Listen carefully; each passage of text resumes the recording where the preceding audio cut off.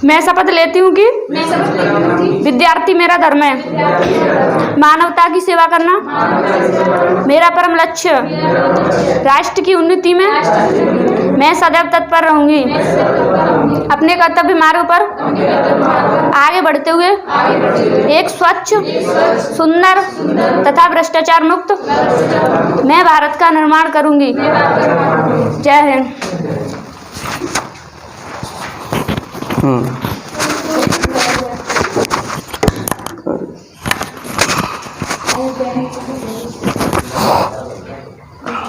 एक गाना सुना होगा तुमने, सारा समंदर मेरे पास है फिर भी एक बूंद मेरी प्यास है। सुना है ना? सारा समंदर मेरे पास है फिर भी एक बूंद मेरी प्यास है। आज उसी प्यास की बात करेंगे कि क्यों समंदर होते हुए भी इंसान प्यासा रह जाता है। तो देखो, आज हम लोग अध्ययन करेंगे सागरीय जल की लवणता। लवणता का मतलब, लवण किसको कहते हैं? नमक को कहते हैं। ठीक है, नमक का शुद्ध नाम क्या है? लवण। सैलिनिटी ऑफ ओशनिक वाटर, समुद्री जल की लवणता। अब ये लवणता है क्यों? मतलब देखो, नमक हर जगह इस पृथ्वी पर सभी तत्वों में नमक है। खनिज, नमक एक क्या है? खनिज पदार्थ है। अभी आप अपने हाथ की या पैर की त्वचा को चाटोगे तो नमकीन लगेगा कि नहीं लगेगा? शरीर से नमक निकलता है, जो पसीना निकलता है नमकीन ही तो होता है। मिट्टी उठा के हल्का सा चख लो, वो भी खारापन रहेगा, नमक रहेगा, नमकीन लगेगा। कोई भी चीज़, हर तत्व में क्या है? खारापन है, सैलाइन है, सैलिनिटी है। तो क्यों जो है समुद्र में नमक क्यों ज़्यादा है? महासागरों में नमक क्यों ज़्यादा है? इसीलिए तो गाना बना है, सारा समंदर मेरे पास है फिर भी एक बूंद मेरी प्यास है। समुद्र का पानी आप पी नहीं सकते हो, बहुत ज़्यादा खारा होता है, नमक ज़्यादा होता है। डिटमर महोदय जो है वैज्ञानिक थे, उन्होंने जब चैलेंजर अन्वेषण कर रहे थे, अपना एक अभियान कर रहे थे, तो उन्होंने समुद्री जल में ये पाया कि 47 प्रकार के नमक हैं। समुद्री जल में 47 प्रकार के खनिज लवण पाए जाते हैं। खनिज लवण 47 प्रकार के पाए जाते हैं। किसने देखा था? डिटमर महोदय ने। एक वैज्ञानिक थे जिनका नाम था डिटमर महोदय। तो 47 तो बहुत हो गए, लेकिन यहाँ पर हम लोग जो खाने का नमक यूज करते हैं उसका क्या नाम है? Sodium chloride. खाने का नमक यूज करते हैं ना, उसका क्या नाम है? Sodium chloride. उसका रासायनिक फार्मूला क्या है? NaCl। यही तो है।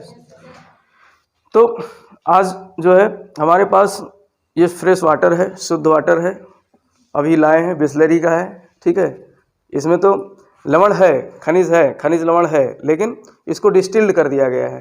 RO प्लांट से इसको डिस्टिल्ड कर दिया गया है। अगर एकदम से ख़त्म कर दिया जाएगा खनिज को तो हमारे शरीर में खनिज की कमी हो जाएगी। इसलिए जो है RO का पानी हम लोग पी तो रहे हैं, लेकिन शरीर में खनिज तत्व की धीरे धीरे कमी होती जा रही है। अमेरिका ने एक रिसर्च किया था, तो उसमें बताया था कि RO का पानी पीने वाले धीरे धीरे बहुत सारी बीमारियों से ग्रसित होते जा रहे हैं, क्योंकि जो रिवर्स ऑस्मोसिस प्रक्रिया है, RO प्रक्रिया जो है, उससे क्या होता है कि पानी को जो है रिफाइंड किया जाता है, तो बहुत सारे खनिज भी निकल जाते हैं, बाहर निकल जाते हैं। और खनिज पानी पीने का मतलब क्या है? खनिज पदार्थों की शरीर में खनिज पदार्थ भी जाएं। तो ये शुद्ध पानी है। हमारे पास एक ग्लास है, ठीक है। अब देखते हैं इसमें नमक लवण कैसे घुलता है। तो इस तरीके से जो है ये तो शुद्ध पानी है, इसको हम आराम से पी सकते हैं। शुद्ध पानी है, बढ़िया आराम से पी सकते हैं, कोई दिक्कत नहीं है, शुद्ध है। लेकिन अब इसको हम समुद्री नमक बना रहे हैं, वो समुद्री पानी बना रहे हैं। समुद्री पानी बनाने के लिए हमारे पास क्या है? NaCl है। भाई ज़्यादातर हम यही यूज़ करते हैं, NaCl घर में। तो और NaCl समुद्र में है भी बहुत ज़्यादा, 77.9% के आसपास है NaCl। हाँ 78 के, हाँ 77.8% है। अब इसमें देखो ये नमक है, शुद्ध नमक है, शुद्ध किया गया है, इसको मैंने मिला दिया। अब ये घुल गया। समुद्र में तो नहीं घोला जाता है, समुद्र में तो अपने आप घुलता है। अब इसका देखो कलर भी चेंज हो गया, और कलर चेंज होने के साथ साथ में इसका क्या हो गया, जो है इसका जो है भार भी बढ़ गया, घनत्व भी बढ़ गया। जल का क्या हो गया? घनत्व भी बढ़ गया, और इसका पानी का कलर भी चेंज हो गया। तो ये तो एक नमक मैंने मिलाया है, इस पानी में मैंने एक नमक मिलाया है जिसको सोडियम क्लोराइड कहते हैं। वही नमक हम यूज करते हैं। और समुद्र में सोडियम क्लोराइड की मात्रा भी ज़्यादा है। मैंने बताया डिटमर महोदय ने बताया था कि 47 प्रकार के जो है खनिज लवण है समुद्र में, लेकिन जो NaCl है सोडियम क्लोराइड है वो लगभग 77.8%। 77.8% यही ज़्यादा नमक है, सबसे ज़्यादा नमक यही है पानी में। तो इस तरीके से 2-3 तो आपको याद रखना चाहिए कि जो है समुद्र में कौन कौन से नमक घुले हुए हैं। प्रश्न आता है कि सबसे अधिक समुद्री जल में कौन सा नमक होता है? सोडियम क्लोराइड, जो हम कि घरों में यूज करते हैं। और दूसरे नंबर पे है मैग्नीशियम क्लोराइड। दूसरे नंबर पे क्या है? मैग्नीशियम क्लोराइड है। ये लगभग 10.9% है, लगभग 11% है राउंड फिगर में। इसको 78 मान सकते हो, इसको 11 मान सकते हो। तो लगभग 88-89% यही 2 नमक हैं समुद्र में। बाकी इसके बाद में जो है मैग्नीशियम क्लोराइड के बाद में मैग्नीशियम सल्फेट है, और इस तरीके से जो है लगभग 7 प्रकार के प्रमुख नमक हैं। लेकिन आपको ये 2 तो याद रखने हैं, 47 में ये 2 मुख्य हैं। कौन सा? सोडियम क्लोराइड और मैग्नीशियम क्लोराइड। बाकी आपको इतना ज़्यादा ज़रूरत नहीं है। तो प्रश्न यहाँ पर आता है, समुद्री जल में सबसे अधिक कौन सा खनिज लवण पाया जाता है? Sodium chloride. और यही सोडियम क्लोराइड हम घरों में खाने में यूज़ करते हैं मोस्टली। वैसे तो व्रत रहते हैं तो सेंधा नमक यूज़ करते हैं, और सलाद वलाद में काला नमक यूज़ करते हैं, लेकिन खाने में डेली हम लोग क्या यूज़ करते हैं? NaCl। अब इस सोडियम क्लोराइड में भी जो है क्या है, क्या मिला दिया जाता है जिससे ग्वाइटर घेंगा बीमारी नहीं हो? क्या बोलते हैं उसको? आयोडीन। आयोडीन मिला दिया जाता है जिससे जो है घेंगा की बीमारी जो है नहीं हो। ग्वाइटर विज्ञान में पढ़ा होगा। तो उसको मिलाया जाता है नमक के साथ में कि जो है वो भी तत्व हमारे शरीर में जाए। ठीक है। तो इस तरीके से अब देखो, ये जो नमक है ये हमारे समुद्र में पहुंचा कैसे, महासागरों में पहुंचा कैसे? सबसे बड़ी बात है नमक पहुंचा कैसे। क्योंकि देखो हमारी जो पृथ्वी है इसकी सतह है, इसकी पपड़ी जो ऊपरी परपटी है जिसको भूपर्पटी कहते हैं। क्या कहते हैं? भूपर्पटी कहते हैं। इस भूपर्पटी पे जो है नमक की परत चिपटी हुई है। मैंने जैसे बताया ना कि मिट्टी है, मिट्टी को आप चखोगे, किसी भी जगह की मिट्टी के चखोगे तो वहाँ पे आपको खनिज लवण मिलेगा, नमक का खारापन का स्वाद आएगा। कुछ ऐसे जगह होंगे जहाँ पर ज़्यादा खारापन होगा। कभी कभी बारिश के बाद आप देखते होगे सफ़ेद सफ़ेद जो है एक परत सी जम जाती है ज़मीन पर, तो वहाँ पर खारापन ज़्यादा है उस मिट्टी में। ठीक। तो अब ये सब जो भूपर्पटी पे जो नमक है ये नदियों द्वारा, हवाओं द्वारा उड़ करके कहाँ पहुँचता है? अल्टीमेटली समुद्रों में ही तो पहुँचता है सब कुछ उड़ करके। तो ये आज से नहीं, जब से समुद्र बने हैं तभी से जो है उसमें पहुँच रहा है। तो इस तरीके से धीरे धीरे करके समुद्र का जल, महासागरों का जल क्या हो गया है? खारा हो गया है। सभी प्रकार के नमक पहुँच रहे हैं, खनिज पहुँच रहे हैं, बहुत सारे कारक हैं। इसके अलावा समुद्र में ज्वालामुखी क्रिया होती है। ज्वालामुखी से क्या निकलते हैं? लावा निकलता है, और लावा भी उसमें भी जो है लवण पाया जाता है, नमक पाया जाता है, तो वो भी घुलता रहता है समुद्र में जा कर के। तो इस तरीके से समुद्री जल बहुत ज़्यादा क्या हो गया है? खारा हो गया। और जीव जंतु भी पाए जाते हैं समुद्र में। पेड़, बहुत सारे जीव जंतु हैं, मतलब उसके अंदर बहुत जैव विविधता है। इस पृथ्वी पर सबसे अधिक जैव विविधता किसकी है? समुद्री जैव विविधता है, महासागरीय जैव विविधता है। ठीक है। तो जैव विविधता, अब उसमें जो जीव जंतु मरते हैं, भाई पृथ्वी पर इंसान मरता है तो उसको क्या करते हैं? गड्ढा खोद के दफना देते हैं या जला देते हैं। समुद्र में जो भी जीव मरते हैं वो क्या, वहीं पर उनका अस्थिपंजर जमा होता रहता है।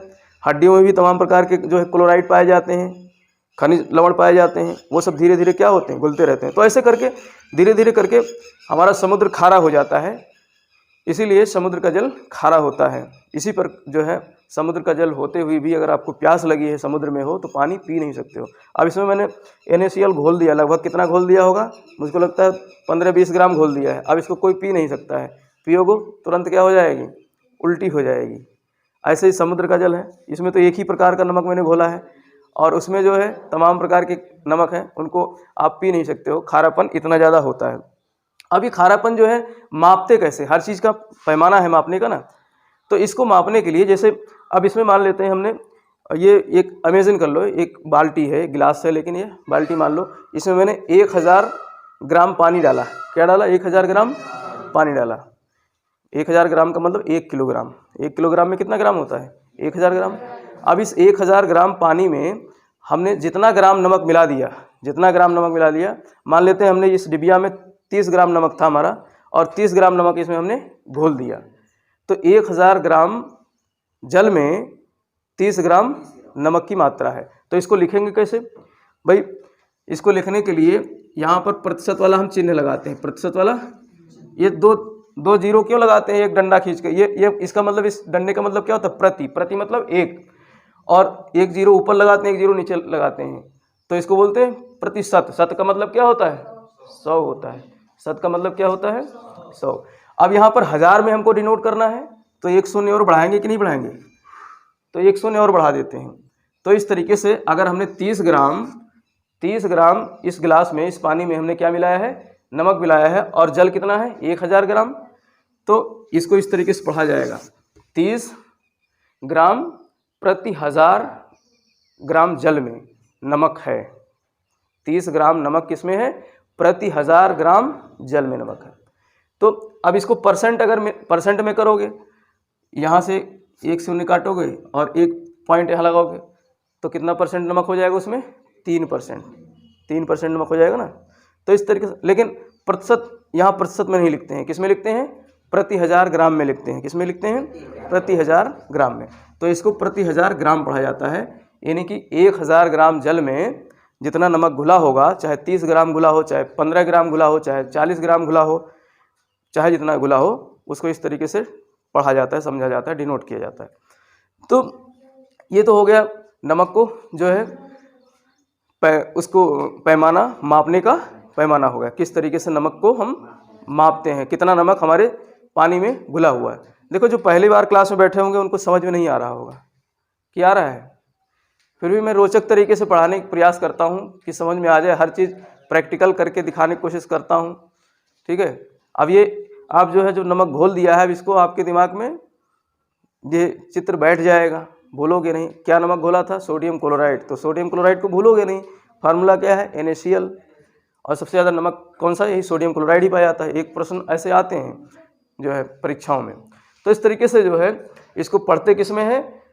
प्रति 1000 में, प्रति 1000 में पढ़ते हैं। किस में पढ़ते हैं? प्रति 1000 में पढ़ते हैं, प्रति 1000। और प्रति 1000 का चिन्ह क्या है? प्रतिशत में एक शून्य बढ़ा देते हैं, तो इसको प्रति 1000 बोलते हैं। अब जो समुद्र है, महासागर है, इन महासागरों में जो इसकी औसत लवणता है, पूरे महासागर कितने हैं? मुख्य रूप से 4 प्रकार के महासागर हैं, 4 ही हैं मुख्य रूप से। तो इन महासागरों का जो औसत लवणता है, जो सभी की मिला करके लगभग 35 प्रति 1000 है। कितना है? 35 प्रति 1000 है, 35 प्रति 1000 है। कितना है? 35 प्रति औसत। लेकिन सभी महासागरों का अपना अलग अलग है, सभी महासागरों का इसकी लवणता क्या है? अलग अलग है। ठीक, अब ये जब लवण घुल जाएगा तो इसका महत्व क्या है? पानी में इसका क्या महत्व है? पहली बात, इसमें नमक मैंने घोल दिया तो इसका जल का घनत्व क्या हो जाएगा? बढ़ जाएगा। जल का घनत्व क्या हो जाएगा? बढ़ जाएगा। भाई, कोई भी बाहरी पदार्थ किसी चीज़ में मिला दोगे तो उसका घनत्व बढ़ेगा कि नहीं बढ़ेगा? नमक ही नहीं, इसमें चीनी भी घोल दो, जो चीज़ इसके अंदर घुल जाए। भाई, रेत डालोगे तो रेत तो नीचे बैठ जाएगी, तो नीचे उसका घनत्व ज़्यादा होगा, ऊपर तो उतना ही रहेगा। लेकिन जो चीज़ पानी में घुल जाए वो चीज़ पानी के साथ घुला रहेगा, तो फिर उस जल का क्या होगा? घनत्व बढ़ जाएगा। चाहे चीनी मिला दो, कुछ भी मिला दो इसमें, तो इसका घनत्व बढ़ जाएगा। तो पहली बात, नमक ज़्यादा होने की वजह से समुद्र का जल क्या होता है? भारी होता है। खारा तो है ही है, लेकिन घनत्व ज़्यादा होता है तो उसका वजन भी ज़्यादा होगा। आप एक गिलास में समुद्र का पानी भर लो और एक गिलास में आप ज़मीन के नीचे का पानी भर लो, फिर दोनों को आप वज़न करो कांटा लगा करके, तो आपके समुद्र का जल आपको 1 लीटर में, मतलब किलोग्राम में, वो भारी लगेगा, क्योंकि इसमें बहुत सारे बाहरी तत्व मिले हुए हैं, अशुद्धि मिली हुई है। कहते नहीं अशुद्ध, भाई खारापन, हम लोग जो यहाँ पर आपके क्षेत्र में जल खारा है तो उसको क्या कहते हैं? अशुद्ध जल है। और शुद्ध करने के लिए हम लोग RO लगाते हैं। तो अशुद्धि कुछ नहीं होती। अशुद्धि क्या है? कोई चीज़ है उसमें बाहरी तत्व आकर मिल जाए तो उसी को अशुद्धि बोलते हैं। नमक कोई अशुद्ध चीज़ तो है नहीं। नमक हमारे शरीर के महत्वपूर्ण तत्व है। बिना नमक का तो जो है इंसान जीवित भी नहीं रह पाएगा लंबे समय तक। मतलब अगर नमक नहीं खा रहे हो तो शरीर में नमक नहीं जाएगा, तो शरीर में जो है टॉक्सिक विष बनने लगेगा। अगर आपको विषधारी बनना है तो बचपन से ही नमक नहीं दिया जाए तो आपके शरीर में विष बन जाएगा, विष बन जाएगा अगर बचपन से ही नमक नहीं खिलाया जाए आपको। तो इस तरीके से नमक एक महत्वपूर्ण तत्व है हमारे शरीर के लिए भी। विषकन्याओं को ऐसे ही बनाया जाता था। चाणक्य जो है वो तमाम प्रकार की सेना रखते थे, तो चंद्रगुप्त मौर्य की सुरक्षा के लिए ऐसे ही विषकन्याओं को जन्म देते थे। इसी तरीके से विषकन्याओं को बचपन से ही पालते थे और जो है उनकी सेना में शामिल रखते थे विषकन्याओं को भी। और चंद्रगुप्त मौर्य को तो मीठा मतलब हल्का हल्का जहर भी डेली खिलाया जाता था उनके खाने में, कि अगर कोई बाहरी विषकन्या आए उनको डसने का प्रयास करे, उनको काटने का प्रयास मतलब विष देने का प्रयास करे तो चंद्रगुप्त मौर्य मरे भी नहीं। तो बहुत अगर चंद्रगुप्त वो चाणक्य चाहते तो स्वयं राजा बन जाते, राजा नहीं बने, उन्होंने राजा बनाया था। तो हम तुम लोगों को राजा बनाने वाले हैं, चाणक्य की भूमिका में है। ठीक है, कुछ लोग कह सकते हैं कि गुरुजी यहाँ पढ़ा रहे हैं इतना ज्ञान। देखो हर व्यक्ति जो है राजा नहीं बन सकता है, कुछ लोग राजा बनाने वाले भी होते हैं। नहीं तो बहुत अच्छी कोचिंग संस्थान है, बहुत अच्छे गुरुजी लोग हैं, वो IAS बने बैठे होते, सब नहीं बन सकते हैं।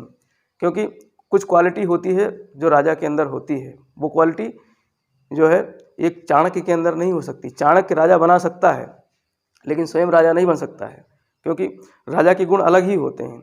तो वो गुण हम तुम लोगों का यहाँ तराश रहे हैं कि वो गुण आ जाएं और तुम राजा बनो। IAS एक राजा ही तो होता है, एक ज़िले का राजा ही तो होता है वर्तमान समय का। ठीक है, तो इस तरीके से जो है नमक की हम बात कर रहे थे। तो इसका घनत्व क्या हो जाता है, बढ़ जाता है, और घनत्व बढ़ने के कारण क्या हो जाता है, भार भी बढ़ जाता है। तो ये ध्यान रखना है आपको, भार बढ़ जाएगा, घनत्व बढ़ जाएगा। घनत्व क्यों बढ़ जाता है, क्योंकि जो पार्टिकल्स हैं, अणु हैं जल के, वो पास हो जाते हैं। जब अणु पार्टिकल्स जो है किसी भी तत्व का जब ज़्यादा पास हो जाएंगे तो उसका घनत्व क्या हो जाएगा, बढ़ जाएगा। हमने बताया था इस ब्रह्मांड की जब रचना हुई तो एक बहुत सूक्ष्म तत्व से हुई है, जिसका घनत्व अनंत था, भार अनंत था। घनत्व जब बहुत होगा तो भार भी क्या होगा, बहुत ज़्यादा होगा, अनंत होगा।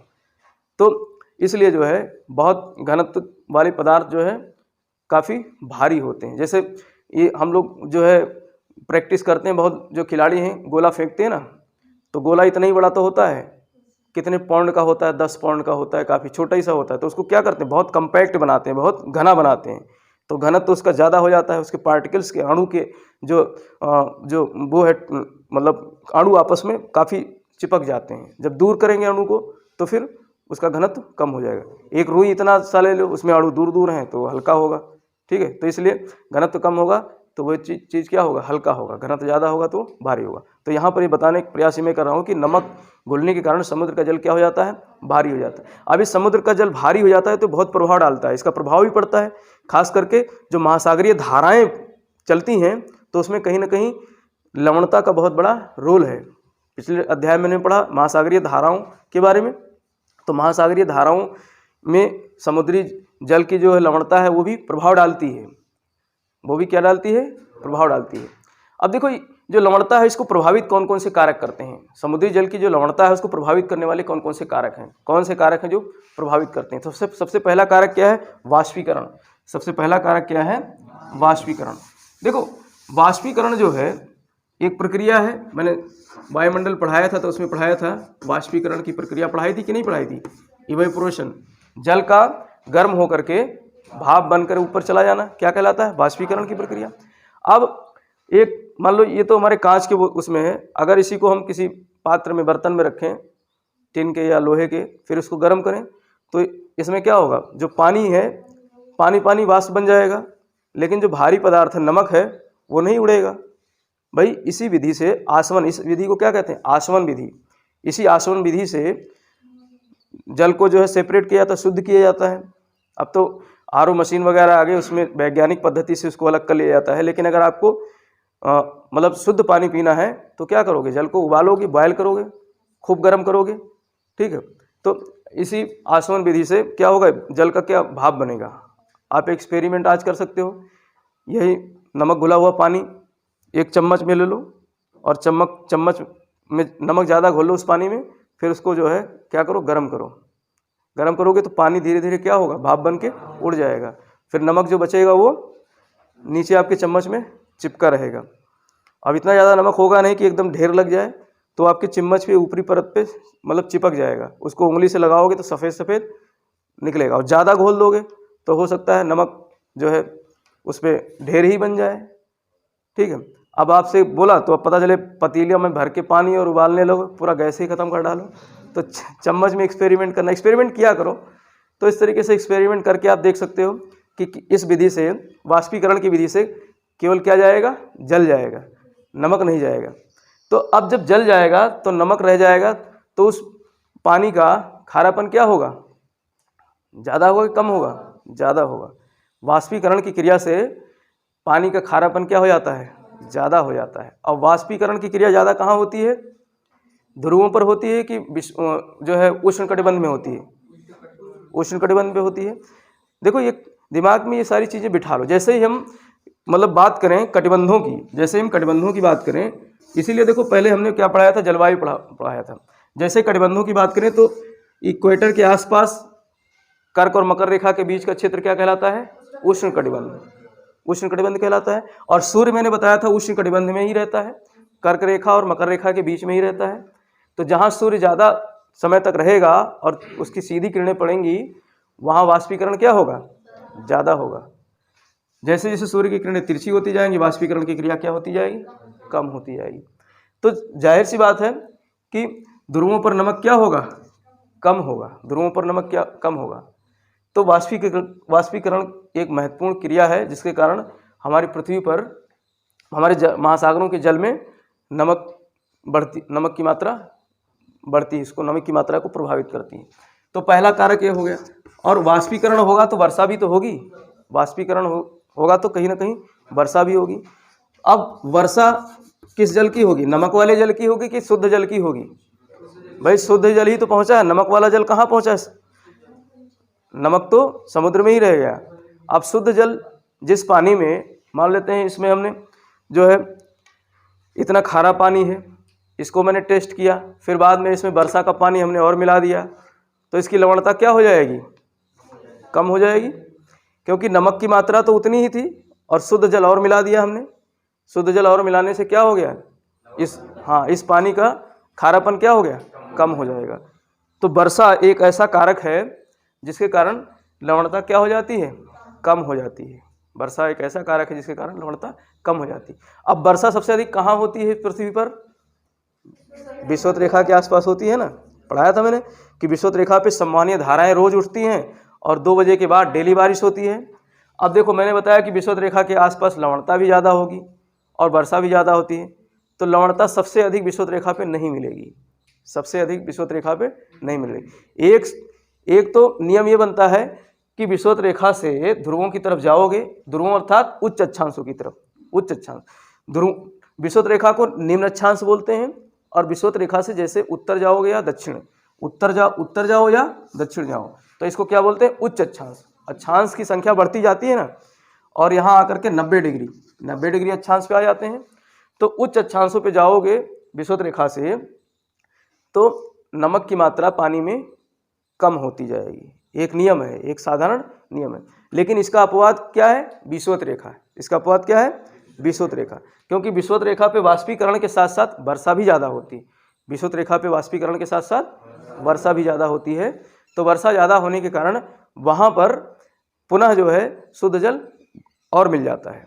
इसलिए जो है सबसे अधिक विषुवत रेखा पे लवणता नहीं पाई जाती है। कहाँ पाई जाएगी, मरुस्थलीय वाले क्षेत्रों में, उच्च अक्षांशों पे भी नहीं, उष्ण कटिबंध में ही पाई जाएगी। मरुस्थल कहाँ पाए जाते हैं, 20 से 35-40 अक्षांश के बीच में, 20 से 35-40, मोस्टली 20, 25, 30 इस अक्षांशों में फैला रहता है। और वहाँ वर्षा नहीं होती है, तभी तो मरुस्थल है। और वाष्प जो है, और सूर्य की किरणें भी पहुँच रही कर्क रेखा मकर रेखा पर, और वर्षा हो नहीं रही है, वाष्पीकरण ज़्यादा हो रही है। तो वाष्पीकरण ज़्यादा होगी, वर्षा नहीं होगी, तो वहाँ पर पानी का जल कैसा होगा, ज़्यादा खारा होगा। तो एक प्रश्न बनता है, इस पृथ्वी पर सबसे अधिक लवणता किस क्षेत्र में मिलेगी? उष्ण कटिबंधों में। कहाँ पर मिलेगी? जहाँ पर गर्म मरुस्थलीय क्षेत्र हैं, जहाँ पर गर्म मरुस्थल 2 प्रकार के होते हैं, गर्म और ठंडे। ध्रुव भी, उत्तरी ध्रुव और दक्षिण ध्रुव, जहाँ बर्फ जमा हुआ, ये भी क्या है, मरुस्थल है। मरुस्थल का मतलब जहाँ पर जीवन बहुत कठिन हो, जीव जंतु पेड़ पौधे जहाँ पर बहुत मतलब संभव से असंभव से हों, वहाँ पर उनका रहना बहुत कठिन हो जाए। तो बर्फ़ में भी जीव जंतु कहाँ रह पाते हैं, मनुष्य भी नहीं रहते हैं, वैज्ञानिक रहते हैं शोध करने के लिए, ऐसे रेगिस्तानी क्षेत्रों में होते हैं, उनको रेगिस्तान कहते हैं, ठंडे रेगिस्तान और गर्म। तो इस तरीके से उष्ण रेगिस्तान वाला क्षेत्र है। जो उत्तरी गोलार्ध में बात करें तो 20 डिग्री से 40 डिग्री उत्तरी अक्षांश के बीच सबसे अधिक क्या पाई जाती है, लवणता पाई जाती है। सर्वोच्च लवणता कहाँ पाई जाती है, उत्तरी गोलार्ध में 20 से 40, और दक्षिणी गोलार्ध में 10 से 30 के बीच पाई जाती है। किसके बीच पाई जाती है, 10 से 30 के बीच। कारण क्या है, दक्षिणी गोलार्ध में जमीन कम है, मतलब स्थल मंडल कम है। मानचित्र में आप देखोगे तो दक्षिणी गोलार्ध में महासागरीय जल की अधिकता है, उत्तरी गोलार्ध में स्थल मंडल ज़्यादा है और दक्षिणी गोलार्ध में महासागर ज़्यादा है। मैं मानचित्र बनाकर ही समझाता हूँ, एक छोटा सा मानचित्र बनाता हूँ विश्व का, अभी देख लो आप। ये क्या है, उत्तरी अमेरिका, ठीक है, रफली बनाता हूँ इसे। और ये कौन सा है, दक्षिणी अमेरिका, बड़ा बन गया, चलो कोई बात नहीं। और ये क्या है, अफ्रीका। ये कौन सा सागर है, भूमध्य सागर। और ये कौन सी द्वीप है, मेडागास्कर, ठीक है, तो ये याद होना चाहिए। और ये अरब प्राय द्वीप है, और यहीं पर ये क्या है, भारत है। और ये कौन सा महाद्वीप है, ऑस्ट्रेलिया। अब यहाँ से गुजरती है विषुवत रेखा, यहाँ से क्या गुजरती है, विषुवत रेखा। अब देख लो, ये उत्तरी गोलार्ध है, ये दक्षिणी गोलार्ध है। अब ये स्थल मंडल ज़्यादा किधर है, उत्तरी गोलार्ध में। स्थल मंडल ज़्यादा किधर है, उत्तरी गोलार्ध में। तो मैंने बताया इस वाले क्षेत्र में जो नमक है सबसे ज़्यादा होगा, इस वाले क्षेत्र में सबसे ज़्यादा नमक होगा। और विषुवत रेखा के आसपास, विषुवत रेखा 0 डिग्री से लेकर लगभग 5 डिग्री उत्तर, 5 डिग्री दक्षिण, इसके बीच में वाष्पीकरण की क्रिया के साथ साथ वर्षा भी ज़्यादा होती है। वाष्पीकरण की क्रिया के साथ साथ वर्षा भी ज़्यादा होती है। भाई यहीं पर सूर्य 12 महीने लंबवत चमकता है, इसलिए डेली यहाँ वर्षा होती है, और लंबवत चमकता है तो जल का वाष्पीकरण भी होता है। तो इसलिए विषुवत रेखा पे अधिक लवणता ना मिल करके, बल्कि कहाँ मिलता है, उष्ण कटिबंध के 20 से 40 डिग्री अक्षांशों के बीच में, 20 से 40 डिग्री अक्षांशों के बीच में। और दक्षिणी गोलार्ध में 10 से 30 डिग्री, क्योंकि दक्षिणी गोलार्ध में स्थल मंडल कम है, दक्षिणी गोलार्ध में स्थल मंडल कम है। 80% से अधिक स्थल मंडल उत्तरी गोलार्ध में और उससे कम दक्षिणी गोलार्ध में है। दिख ही रहा है, दक्षिणी गोलार्ध में स्थल मंडल कम है।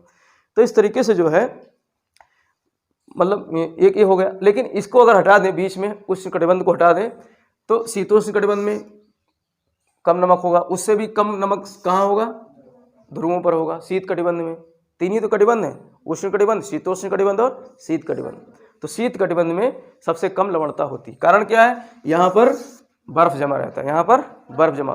तो बर्फ क्यों जमा है, क्योंकि यहाँ पर सूर्य की किरणें तिरछी पड़ती हैं, गर्मी कम है, उष्णता कम है। तो पानी यहाँ पर जो है उष्णता कम है ना, उष्णता कम है, इसकी वजह से यहाँ का तापमान क्या रहता है, कम रहता है। तापमान कम रहता है तो जल क्या हो जाता है, जम जाता है।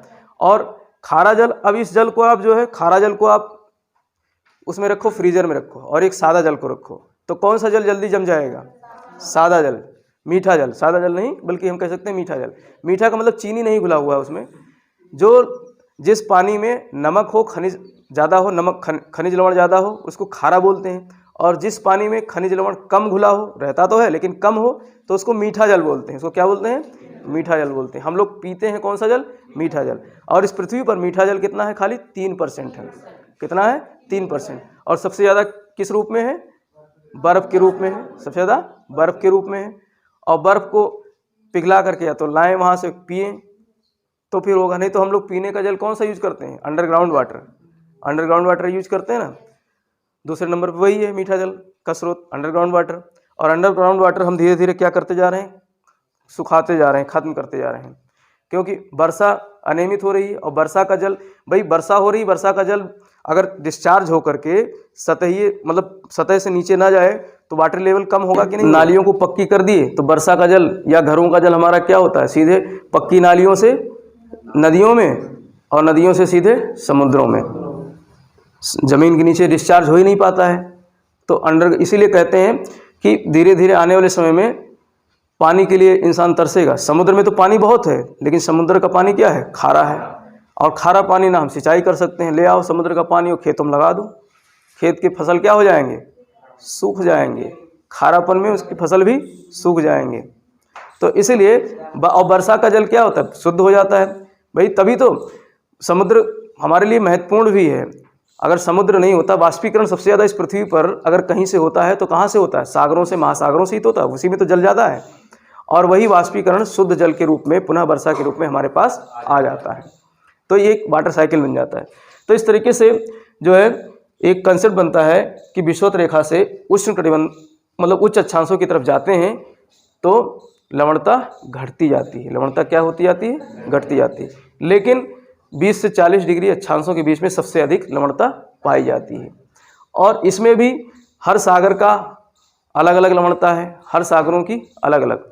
जैसे ये कौन सा महासागर है, अटलांटिक महासागर, अंध महासागर भी कहते हैं, अटलांटिक महासागर है।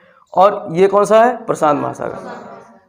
तो जिसका जल ज़्यादा होगा, जिस पात्र में जल ज़्यादा होगा उसकी लवणता क्या होगी, कम होगी। जल ज़्यादा होगा, नमक तो उतना ही घुला हुआ है भाई, मैंने इसमें जल बढ़ा दिया तो इसकी लवणता क्या हो गई, कम होगी। तो सबसे कम लवणता किस महासागर की होगी, प्रशांत महासागर की होगी। एक कंसेप्ट बन गया ना, सबसे कम लवणता किसकी होगी, प्रशांत महासागर की होगी। लेकिन दूसरे नंबर पे जो अटलांटिक महासागर है ये हिंद महासागर से बड़ा है, लेकिन इसके आसपास जो है मरुस्थल ज़्यादा है। इसके आसपास भाई सहारा का मरुस्थल दुनिया का सबसे बड़ा मरुस्थल है। और मरुस्थलीय क्षेत्रों में वाष्पीकरण अधिक होती है, वर्षा कम होती है।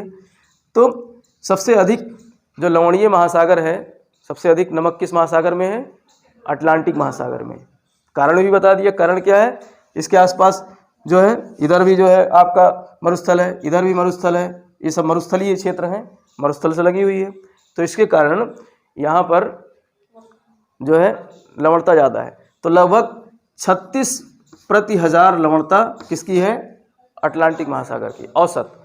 और लगभग 30 प्रति हज़ार लवणता, 30, 31 वगैरह ये लवणता किसकी है, प्रशांत महासागर की।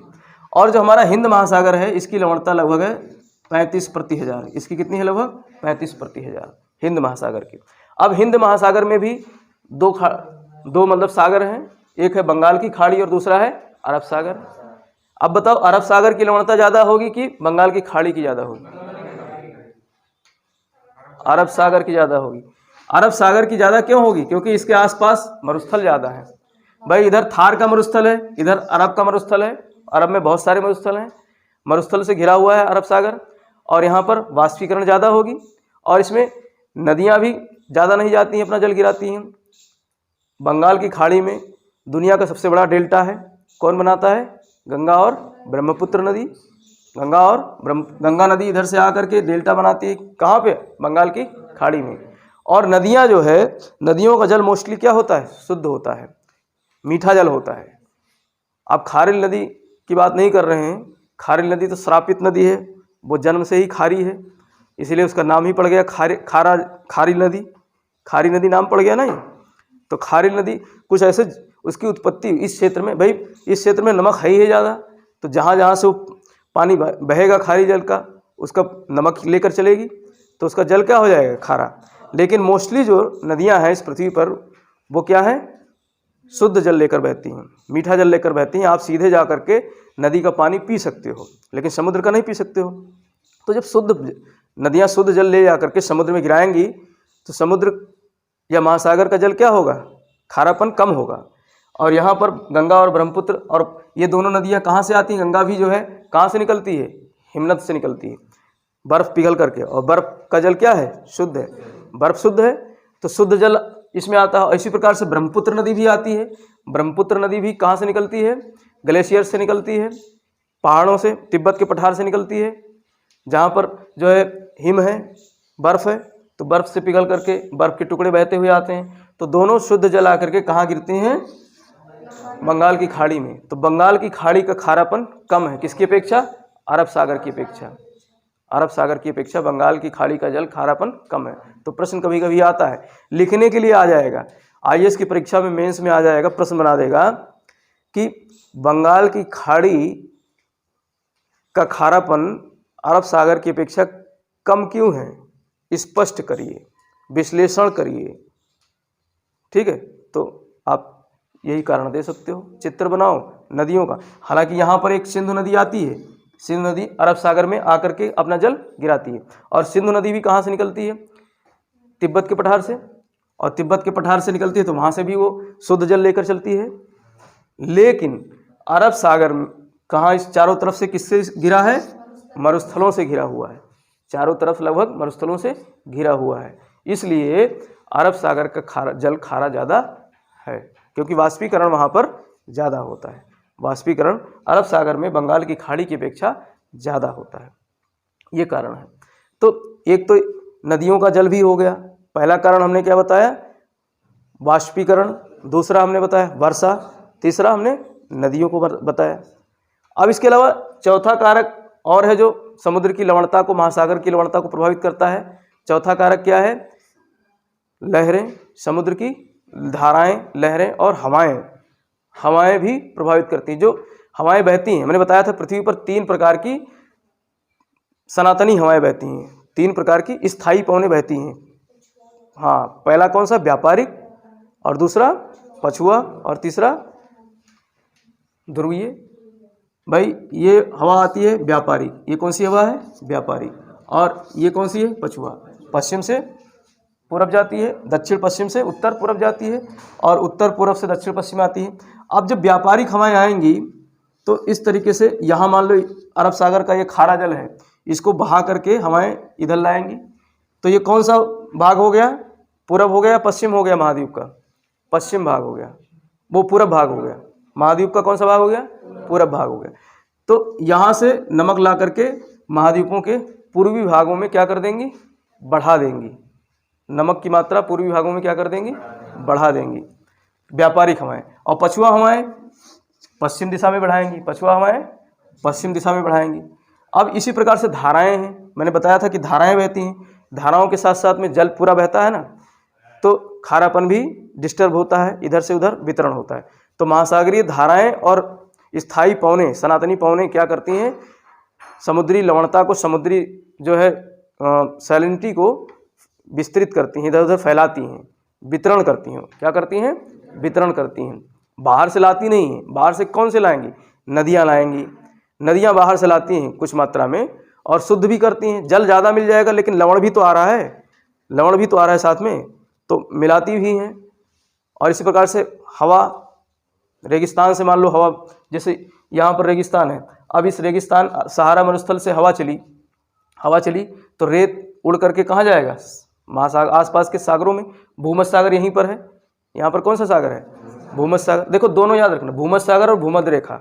भूमध्य सागर और भूमध्य रेखा में अंतर है। भूमध्य रेखा एक रेखा है जो पृथ्वी को बीचों बीच से काटती है, पृथ्वी के बीचों बीच से गुजरती है। और भूमध्य सागर चारों तरफ से भूमि से घिरा है, इसीलिए क्या कहते हैं, भूमध्य सागर। अब भूमध्य सागर सहारा मरुस्थल के पास में ही है, तो सहारा मरुस्थल से उड़ने वाली हवा अपने साथ सहारा मरुस्थल के रेत को ले जाकर के कहाँ गिराएगी, भूमध्य सागर में। और रेत में क्या होगा, लवण के तत्व होंगे। तो भूमध्य सागर की लवणता ज़्यादा होगी, कम होगी, ज़्यादा होगी। और यहीं पर एक सी है जिसको बोलते हैं डेड सी। यहीं पर एक सी है, जॉर्डन में एक सी है, कौन सा, डेड सी। यहाँ पर जॉर्डन है, जॉर्डन में ही एक मृत सागर है। कौन सा सागर है, मृत सागर। उसका नाम ही है मृत सागर। उसमें कोई भी जीव जंतु जिंदा नहीं रहते हैं। कारण क्या है, उसकी लवणता ज़्यादा है, उसकी लवणता, खारापन ज़्यादा है। लेकिन सबसे ज़्यादा विश्व का सबसे ज़्यादा खारा झील कौन सा है। अब झील, भाई झीलों में मैंने बताया कि पात्र जितना छोटा होगा, पानी जितना ज़्यादा कम होगा और नमक की मात्रा ज़्यादा मिल रही है तो उसकी लवणता ज़्यादा होगी। तो महासागरों से भी ज़्यादा किसमें नमक है, झीलों में है। अब एक यहाँ पर तुर्की एक देश है, कौन सा देश है, तुर्की। तुर्की में एक झील है, लेक वॉन, क्या नाम है, वॉन झील, तुर्की में है। प्रश्न आता है विश्व का सबसे खारा झील कौन सा है, वॉन झील है। तो वो कहाँ है, तुर्की में है। और तुर्की यहाँ पर है, तो यहाँ पर लेक वॉन है, यहाँ पर लेक वॉन है जहाँ पर सबसे ज़्यादा नमक है, लगभग 330 प्रति 1000, अर्थात 1000 ग्राम जल में 330 ग्राम क्या है, नमक घुला हुआ है, तो बहुत खारा हो जाएगा। ऐसे ही जॉर्डन में जो डेड सी है, मृत सी है, यहाँ पर लगभग 240 प्रति 1000, 238-40, कहीं 38 मिलेगा कहीं 40 मिलेगा लिखा हुआ, तो 238-40 प्रति 1000 क्या है, नमक घुला हुआ है। तो इसीलिए इसका नाम ही रख दिया गया मृत सागर। भाई ये जो है सहारा मरुस्थल के आसपास हैं, अरब मरुस्थल के आसपास हैं, तो इनका नमक ये सब जा करके इसमें घुलता रहता है। और मरुस्थल के आसपास है वाष्पीकरण ज़्यादा होता है, बाहर से नदियाँ भी नहीं आती इसमें जितनी मिलती हैं। नदियाँ आएंगी तो जल को शुद्ध करेंगी, लेकिन शुद्धिकरण नहीं हो पाता है, तो इसलिए यहाँ पर खारापन इन झीलों में ज़्यादा है। इसके अलावा अमेरिका में एक झील है ग्रेट साल्टी लेक। कौन सा लेक? Great salty lake. यहाँ पर है अमेरिका में, यूएसए में एक झील है ग्रेट साल्ट लेक। कौन सा लेक? Great salt. इन तीनों का सीक्वेंस आपको याद रखना है। 220 प्रति 1000 किसका है? ग्रेट साल्ट लेक का। तो सबसे अधिक नमक किसमें है? वॉन लेक में है। सबसे अधिक नमक किसमें है? वॉन लेक में है। और उसके बाद दूसरे नंबर पे किसमें है? मृत सागर में। अगर वॉन लेक नहीं दिया है तो आप टिक किस पे लगाओगे? मृत सागर पे। और तीसरे नंबर पे किस पे है? अमेरिका के ग्रेट साल्ट लेक। इसका नाम ही ग्रेट साल्ट लेक, नमक के नाम से ही रख दिया गया है साल्ट लेक, क्योंकि यहाँ पर सबसे ज़्यादा साल्टी कौन सा है? यही है। और भारत में अगर बात करें तो भारत में सबसे ज़्यादा साल्टी कौन सा है? सांभर झील। कौन सा झील है? सांभर झील, राजस्थान में है। सांभर झील कहाँ है? राजस्थान में। और देखो अब नमक की इसीलिए खेती की जाती है। नमक की क्या की जाती है? खेती की जाती है। हम लोग नमक रोज़ खाते हैं तो नमक चाहिए। नमक की खेती कौन करेगा? जिनके पास समुद्र होगा, जिनके पास समुद्री सीमा होगी। गुजरात एक ऐसा राज्य है, गुजरात के पास में जो है समुद्र भी है और यहाँ पर जो है मरुस्थल भी है, दलदली क्षेत्र है, क्योंकि यहाँ वाष्पीकरण ज़्यादा होता है, वाष्पीकरण ज़्यादा होता है। तो गुजरात वाले नमक की खेती ज़्यादा करते हैं। वो क्या करते हैं? खेतों में, भाई वहाँ पर फसल लगा नहीं सकते हैं क्योंकि वहाँ के जल में क्या है? खारापन है। जैसे ही मान लो गेहूँ लगाएंगे, गेहूँ बोएंगे, तो अगर सिंचाई करेंगे तो गेहूँ सूख जाएगा, फसल ही सूख जाएगी। तो अपने खेतों का इस्तेमाल क्या करते हैं? नमक बनाने के लिए करते हैं। वो क्या करते हैं? खेतों को पानी से भर देंगे, समुद्री पानी से, वाष्पीकरण होगा, पानी वाष्प बन के उड़ जाएगा और नमक की परत उस पर रह जाएगी। फिर वो मशीनों से खुरचते हैं उसको, नमक को, खुरच करके फिर उसको फैक्ट्री में जो रिफाइंड किया जाता है, साफ किया जाता है, और फिर उसमें आयोडीन वगैरह मिला करके टाटा जैसे लोग व्यापार करते हैं, हमारे घरों में भेजते हैं। तो इस तरीके, तो सबसे ज़्यादा नमक का उत्पादन कौन करता है? गुजरात करता है। नंबर 1 पे नमक का उत्पादन कौन करता है? गुजरात। लेकिन राजस्थान भी हमारा पीछे नहीं है, तीसरे नंबर पे नमक उत्पादन में है। क्यों? क्योंकि यहाँ पर सांभर जैसी झीलें हैं, ऐसे तमाम झीलें हैं, क्योंकि ये थार मरुस्थल के आस पास में है और थार मरुस्थल है, वहाँ वाष्पीकरण ज़्यादा होता है। तो यहाँ की झीलों में वाष्पीकरण ज़्यादा होगा, नदियाँ भी अपना पानी उसमें नहीं गिराती, बहुत कम गिराती हैं, तो इसलिए यहाँ की झीलों में खारापन ज़्यादा होगा। खारापन ज़्यादा होगा तो फिर लवणता ज़्यादा होगी इसमें। तो भारत का सबसे ज़्यादा खारा झील कौन सा है? सांभर झील है। अच्छा, मैंने बताया कि जो बर्फ़ वाले क्षेत्र हैं, हिमानी वाले क्षेत्र हैं, जहाँ हिम है, वहाँ पर लवणता कम होती है। और डल झील, ऊलर झील कहाँ है? कश्मीर में है, और कश्मीर में बर्फ़ पड़ती है। तो डल झील, ऊलर झील का पानी कैसा होगा? मीठा होगा, आप पी सकते हो, सबसे शुद्ध पानी होगा वहाँ का। जैसे जैसे हम ऊपर जाएंगे वैसे वैसे पानी की शुद्धता बढ़ती जाएगी। भाई दूध हम कहते हैं अशुद्ध है, क्यों कहते हैं अशुद्ध है? दूधिया पानी मिला के लाता है, तो पानी अशुद्ध थोड़े नहीं होता है, लेकिन दूध को अशुद्ध कह देते हैं जब पानी मिला जाता है, क्योंकि बाहरी तत्व उसमें मिल गया। दूध जो नेचुरल है, भैंस या गाय का है, तो उसमें पानी की भी मात्रा है एक निश्चित, सब कुछ है, लेकिन जब बाहर से पानी मिला देगा दूधिया, तो दूध को क्या कह देते हैं? अशुद्ध है। तो रासायनिक भाषा में, रसायन शास्त्र की भाषा में अशुद्धि का मतलब ये होता है कि किसी ओरिजिनल चीज़ में बाहरी तत्व आकर के मिल दिया जाना, तो वो अशुद्ध हो जाता है, वो चीज़ अशुद्ध हो जाता है। तो ऐसे ही शुद्ध जल कहाँ पे है? जहाँ पर लवण की मात्रा कम है। और लवण की मात्रा किन झीलों में होगी, किन सागरों में होगी? जो बर्फीली क्षेत्र में होंगी, इसी प्रकार से यहाँ पर चिल्का झील है, समुद्र का जल इसमें आता जाता रहता है, तो चिल्का झील का पानी कैसा होगा? खारा होगा। चिल्का झील का पानी कैसा होगा? खारा होगा। तो इसके आसपास, समुद्र के आसपास जितने भी झील हैं जिनमें समुद्र का पानी आता जाता रहता है, वो जल क्या हो जाएंगे? खारे हो जाएंगे। लेकिन भारत का सबसे खारा झील कौन सा है? सांभर झील है। प्रश्न आता है कभी कभी, सबसे ज़्यादा खारा झील कौन सा है? सांभर। और ऊलर, डल, ये भारत के मीठे पानी की झीलें हैं। तो इस तरीके से ये जो है सागरीय लवणता के बारे में हमने यहाँ पर अध्ययन किया। ठीक है, तो इसमें कंसेप्ट भी क्लियर हो गया होगा। लिखने के लिए भी अगर आता है कोई भी प्रश्न तो लिख सकते हो। ठीक है, एक प्रश्न लिखो, लिख करके दिखाना मुझे, लिखो, क्योंकि इसमें से प्रश्न आते हैं। महासागरीय लवणता के स्रोत पर प्रकाश डालते हुए महासागरीय जल की लवणता, महासागरीय जल की लवणता के स्रोत पर प्रकाश डालते हुए